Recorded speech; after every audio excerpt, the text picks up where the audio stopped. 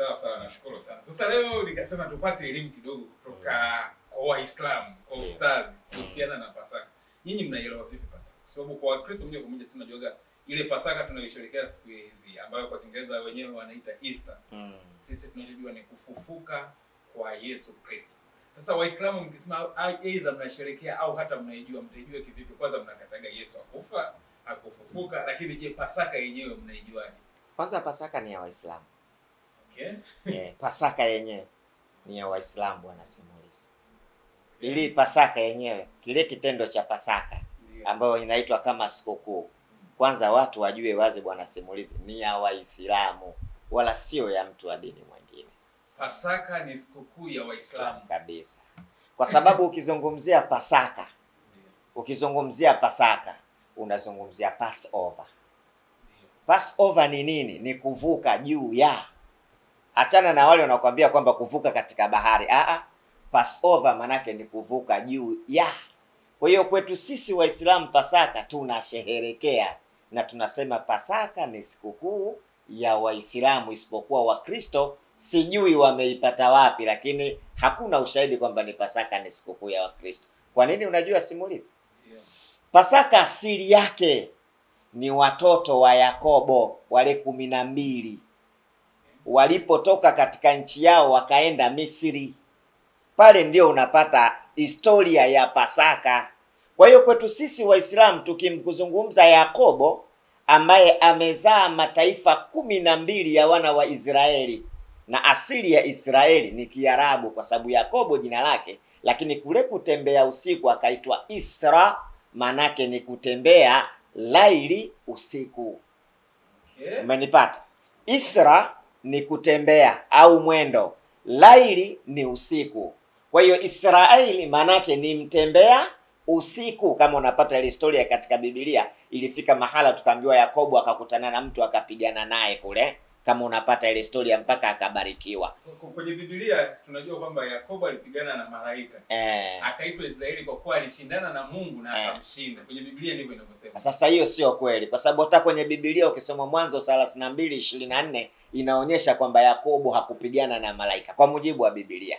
Ukitaka tuisome. Hebu ifungue basi tuisome. Hakuna simu. Maana tuseme kwa vitu tupate faida kidogo. Sawa. 32:24 Mwanzo, ili wasikilizaji waone kile tunachokisema kwamba ni sahihi na kipo kwenye mistari. Mwanzo 32 mstari wa 24. Mstari wa 24 anasema hivi. Yakobo akakaa peke yake. Umemwona Yakobo huyo tunayemzungumza sasa? Ndio. Akakaa peke yake. Na mtu mmoja akashindana naye mweleka hata alfajiri. Umeona simulizi? Wewe unasema malaika. Lakini Biblia inatamka mtu mmoja akashindana naye mieleka. Mieleka unajua maana yake? Ndio. Kwamba walipigana kweli kweli. Endelea. Naye alipoona ya kuwa hamshindi, alimgusa panapo uvungu wa paja lake. Umeona maneno hayo? Uvungu wa paja kunajulikana kunakaa nini? Sawa. Yaani kinaya tu kinasemwa hapo, katika mapigano ilitokea hiyo. Akamgusa mahala pale. Endelea. Ukateguka uvungu wa paja la Yakobo alipokuwa akishindana naye. Yakobo akateguka uvungu wake wakati anashindana naye. Endelea. Sasa hapo kihistoria Yakobo akamkaba yule mtu.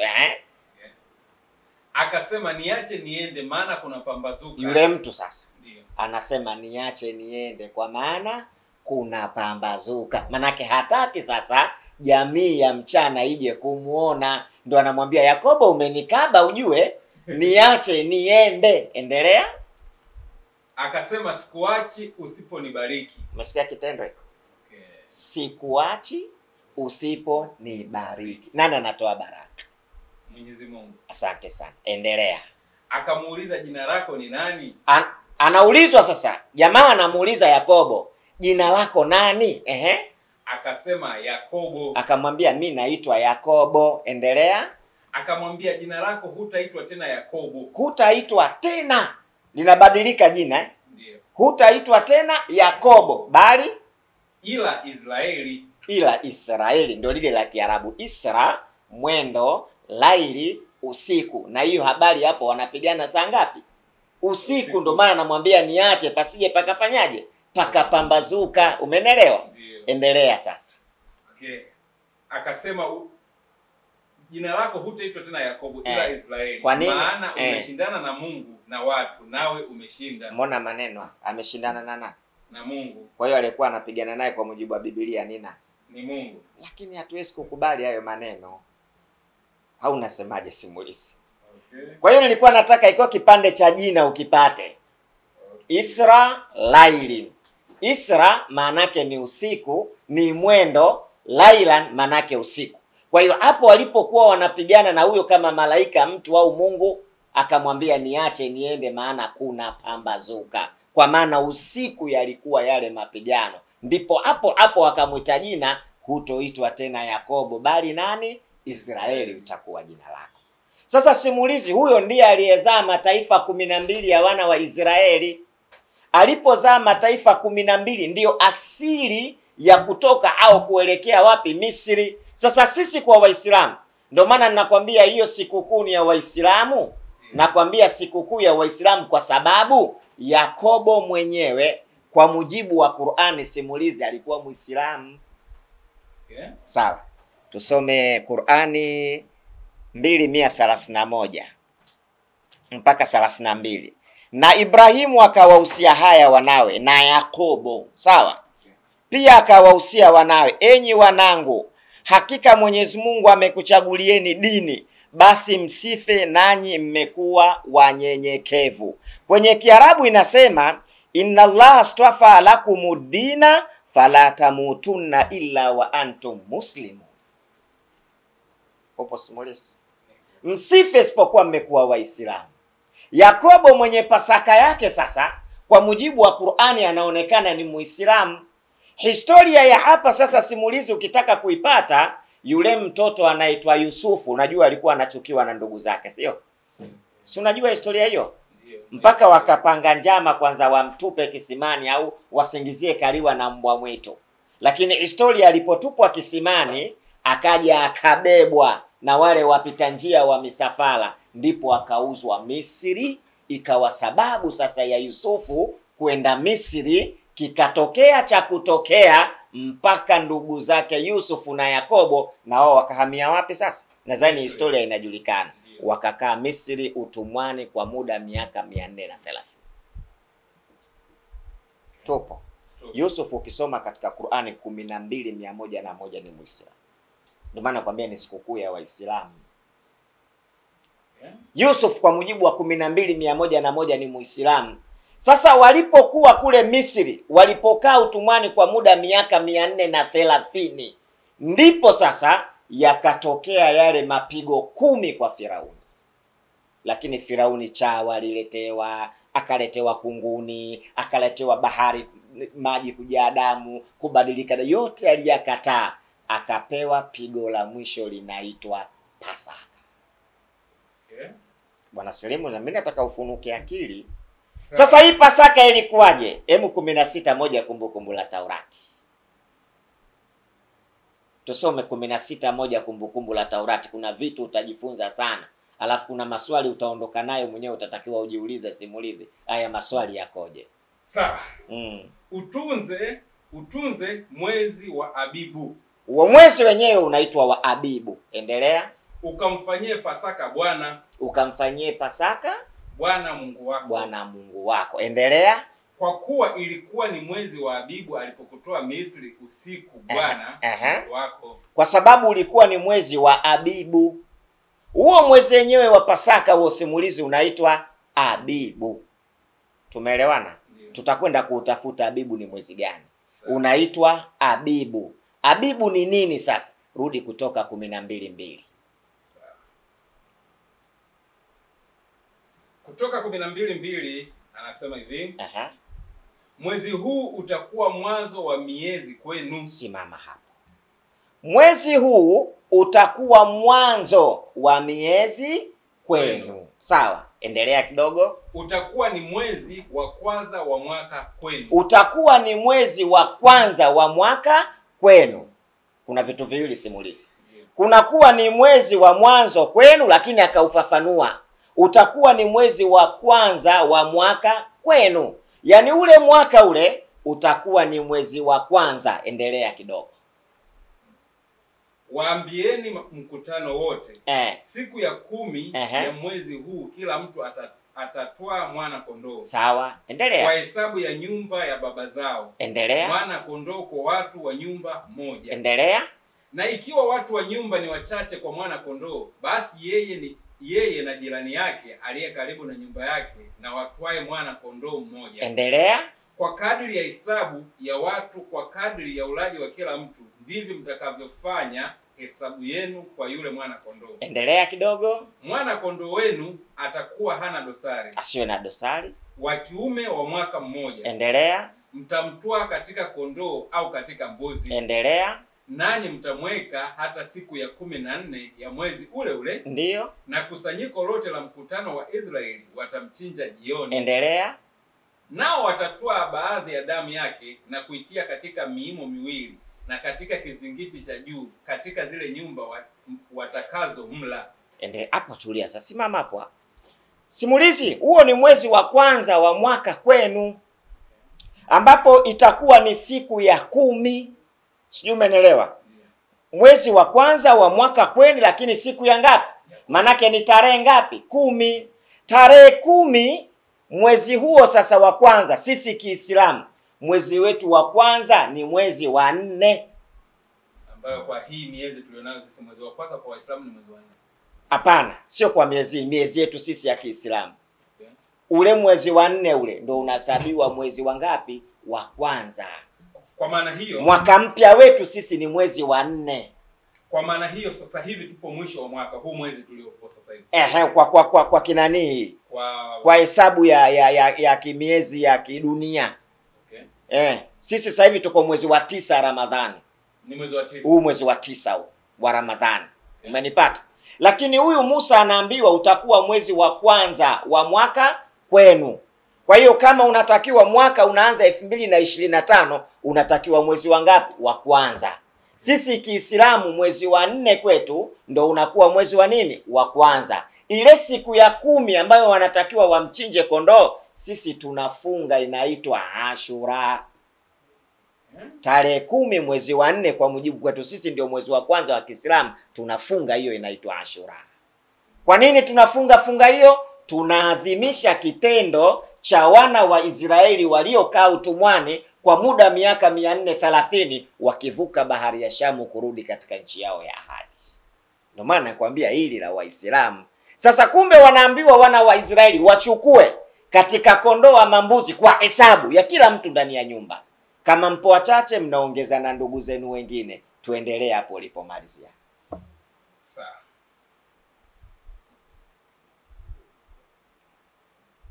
Okay. Msile nyama mbichi. Masharti hayo Okay. Sawa. Okay, tulishia hapa ya 7 na endelea 8. Watakula nyama yake usiku ule ule. Rudi juu kidogo. Ya 7 sasa. Mstari wa 7. Nao watatwaa baadhi ya damu yake na kuitia katika miimo miwili na katika kizingiti cha juu katika nyumba zile, katika zile nyumba watakazo mla. Tosha. Mlango wako si ule pale bwana simulizi? Yeah. Ile damu ya mnyama mtakayochinja ndipo mtaipaka katika miimo. Yaani kule juu mtapaka ile damu. Mtapaka kwa sababu gani? Mtapaka kwa sababu itakuja kuambiwa hapo mbele. Endelea. Okay. Watakula nyama yake usiku ule ule imeokwa motoni. Tena ile nyama yenyewe ile tunaambiwa imeokwa motoni tu ile usiku ule ule. Endelea. Pamoja na mkate usiotiwa chachu. Na mkate usiotiwa chachu. Endelea. Tena pamoja na mboga zenye uchungu. Kwetu sisi tunaita chunga. Okay, kumbe ndo zile. Ndo zile sasa. Unatakiwa ile nyama ndo ile pamoja naye. Endelea simulize kidogo. Msile mbichi wala ya kutokoswa majini. Umeona maneno hayo? Msile mbichi wala ya kutokoswa, manake kupikwa katika maji. Endelea. Sio supu. Bali imeokwa motoni, kichwa chake pamoja na miguu yake na nyama zake za ndani. Kila kitu kibanikwe. Ndo ndafu. Kila kitu kibanikwe. Endelea kidogo. Wala msisaze kitu chake chochote hata asubuhi. Msibakishe. Masharti hayo, msibakishe. Endelea tena. Bali kitu kitakachosalia hata asubuhi mtakichoma kwa moto. Kikisalia sio mnakichemsha mnakila, mnakichoma kwa moto. Endelea. Tena mtamla hivi. Masharti hayo. Wakati wa kula huyo mnyama mnamla hivi. Mtakuwa mmefungwa viuno vyenu. Kwanza kamba mtakuwa mmefunga kiunoni, endelea. Mmevaa viatu vyenu miguuni. Pili watatakiwa wavae viatu miguuni, endelea. Na fimbo zenu mikononi mwenu. Na mkononi umeshika fimbo, endelea. Nanyi mtamla kwa haraka. Unatia tonge hili simulizi, unapeleka hili, unapeleka hili, unapeleka hili, Ni Pasaka ya Bwana. Ni nini hiyo sasa? Okay. Simulizi, Biblia hiyo. Okay. Sio Qur'ani. Bado hatujapata ya kuzaliwa Yesu. Asante sana, ya kufa Yesu. Sasa kama hiyo wakati wa Musa ipo,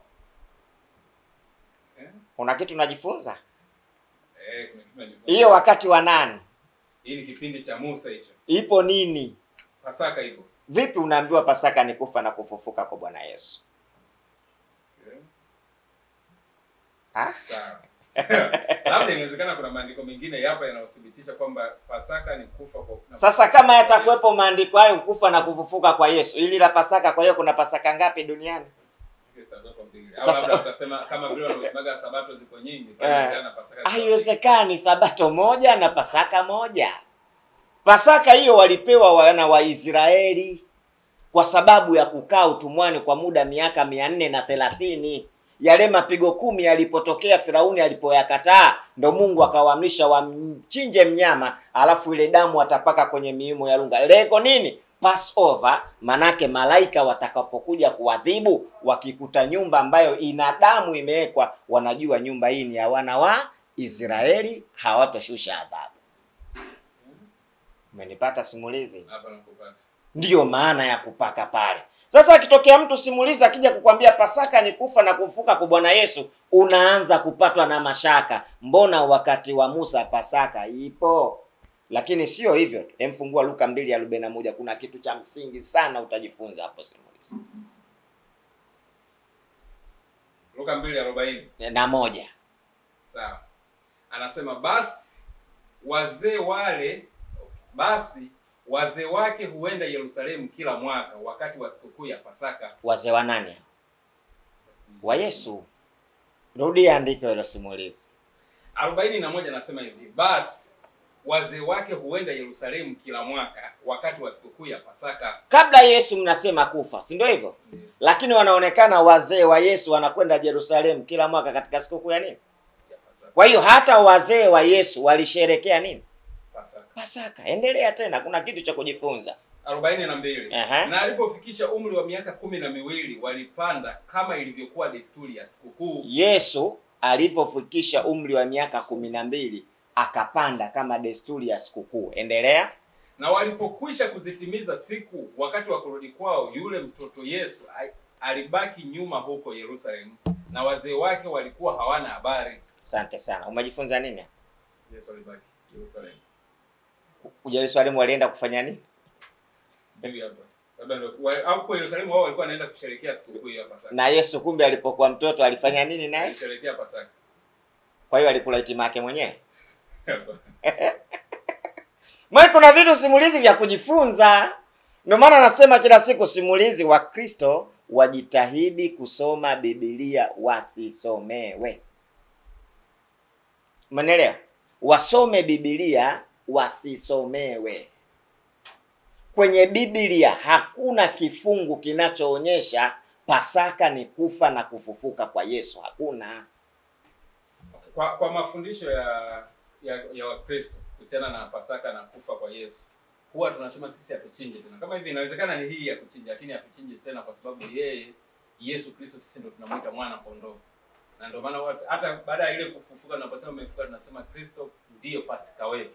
Pasaka yetu sisi tunasema ndio yani mwana kondoo wetu.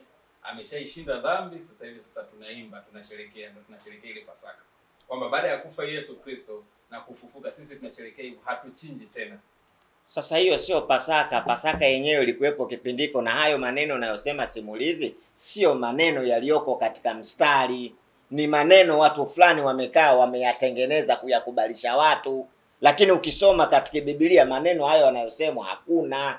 Maneno yaliyoko kwamba Yesu mwenyewe alikwenda Yerusalemu akala Pasaka pamoja na wazee wake. Ikiwa Pasaka ni kufa na kufufuka Bwana Yesu, Yesu alivyokwenda kula Pasaka alikufa nani, alifufuka nani? Unless ndo wanakuja wanasema watuambie Pasaka mbili. Biblia haikubali kama kuna Pasaka mbili. Biblia inasema Pasaka ni ile ya wana wa Israeli waliotolewa utumwani kwa muda miaka 430. Hii Pasaka ya kufa na kufufuka Yesu katika Biblia hakuna. Na ndio maana kuna kipande katika Biblia Yesu alikula Pasaka. Alikula kabisa Pasaka Bwana Yesu. Sasa kama Yesu kala Pasaka, alikufa nani?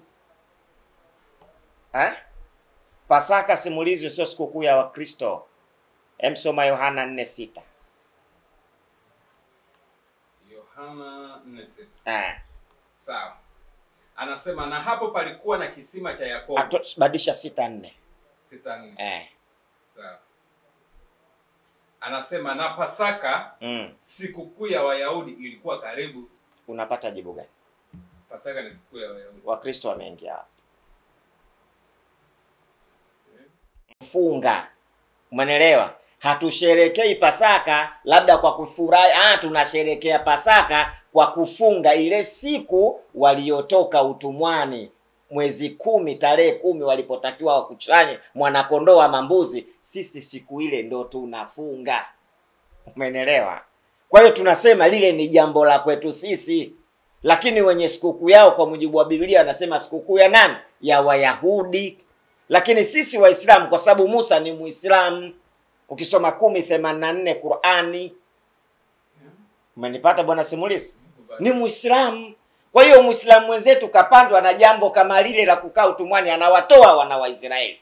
Aliwatoa Musa kuwapeleka Kanaani. Wakapiga bahari ya Shamu fimbo, ikakatika ile bahari ya Shamu. Lile tukio sisi ndo tunalifurahia, lakini tunafunga siku hiyo. Wakristo wao wanafurahia wakidai kwamba alikufa Yesu na kufufuka. Swali la msingi la kujiuliza, ikiwa Yesu katika Luka 2:41 anakwenda na wazazi wake Yerusalemu kusherehekea Pasaka, alikufa nani na kufufuka nani?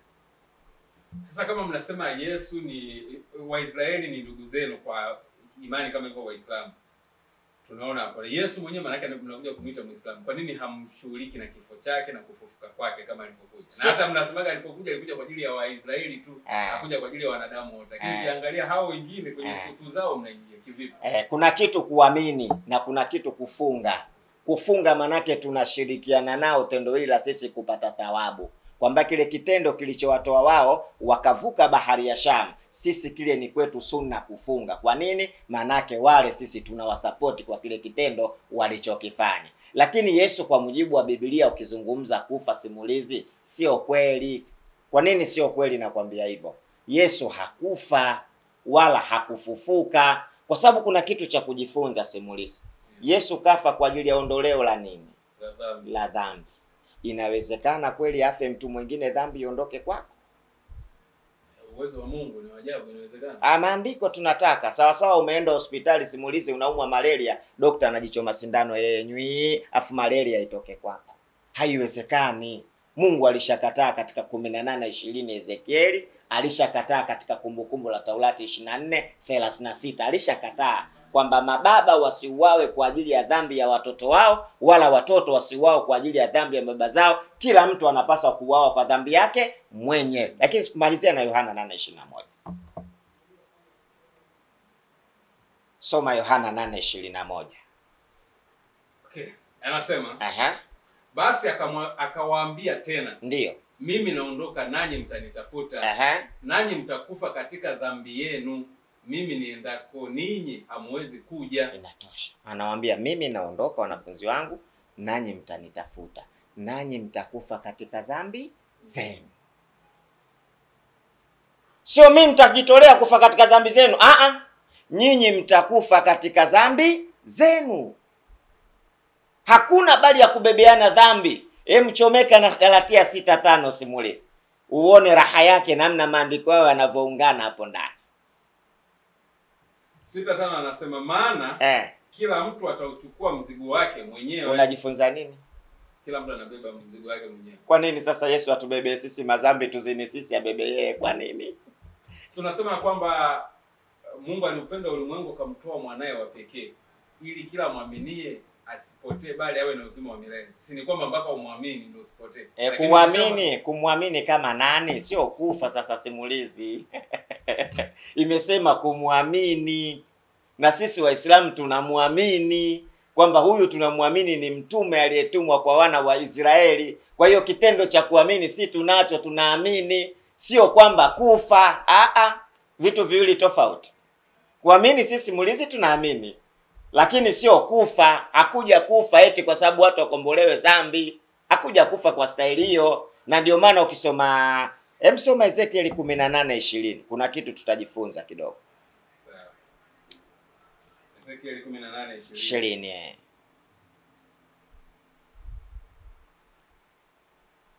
20. Anasema, "Lo itendayo dhambi ndiyo itakayokufa." Asante, endelea. "Mwana hata uchukua uovu wa baba yake, wala baba hata uchukua uovu wa mwanawe. Haki yake mwenye haki itakuwa juu yake, na uovu wake mwenye uovu utakuwa juu yake." Nini unajifunza? Kitenda dhambi unakufa mwenyewe na dhambi yako. Mimi simulizi, kuna siku nitakuja kukupa somo hili la kufa, hili la kusema kufa Yesu hili. Nitakuja kupa vipengele muhimu sana. Kimoja katika kipengele ni hicho. Hakuna mshindilia na Kumbukumbu 24:36 kama sijakosea. Kumbukumbu 24:36. Hebu isome hiyo. Haifiki 24:16. Jaribu 24:16. Na ngoja ni Mababa wasiuawe kwa ajili ya watoto wao, tena wala watoto wasiuawe kwa ajili ya baba zao. Ndio. Kila mtu na auawe kwa ajili ya dhambi yake mwenyewe. Nini unajifunza? Na kwa maana kujibiana dhambi. Hakuna. Simulizi akili haikubali kwamba simulizi nipigwe mimi, alafu midhambi utende wewe itoke kwako. Ndio maana tunasema hakuna dhambi ya asili, tusidanganyane. Yaani wewe uliyefanya dhambi, mimi Shafi nikifanya dhambi simulizi, dhambi itakuwa juu yangu.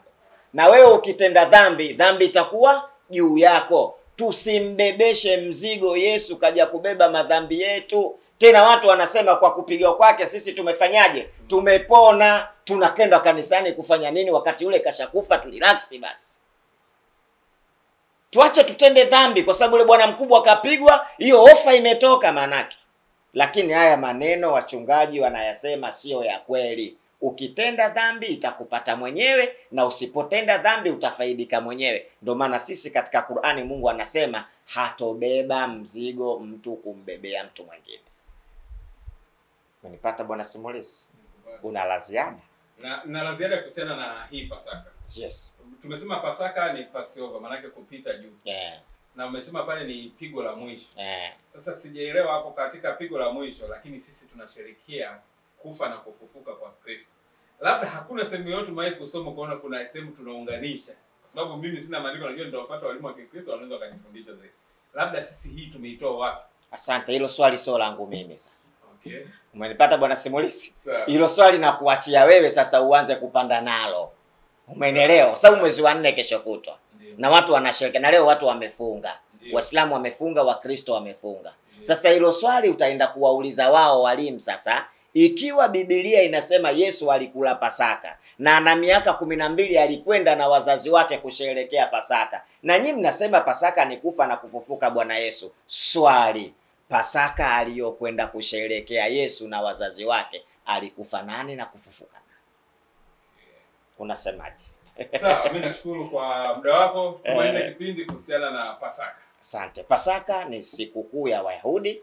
Pasaka ililetwa kwa sababu ya wana wa Israeli waliokaa utumwani kwa muda miaka 430. Mungu akaleta mapigo 10 yakiwemo chawa, damu na kugeuza kila kitu pale katika Waisraeli, lakini hawakubali. Firauni hakukubali kuachia wana wa Israeli. Pigo la mwisho Mungu akaleta Pasaka ambayo inapatikana katika mwezi wa kwanza, mfungo 4, tarehe 10. Wanatakiwa watu wachinje mnyama, zile damu wataika katika miimo ya nyumba, alafu Passover malaika wakija wakikuta zile damu watapita kupita juu katika nyumba ile na kwenda kuwaangamiza Firauni na watu wake. Kwa hiyo niwaambie, Pasaka sio kufa na kufufuka kwa Bwana Yesu, bali Pasaka ni ukombozi kwa wana wa Israeli. Tunasherehekea miaka 430 waliokaa utumwani.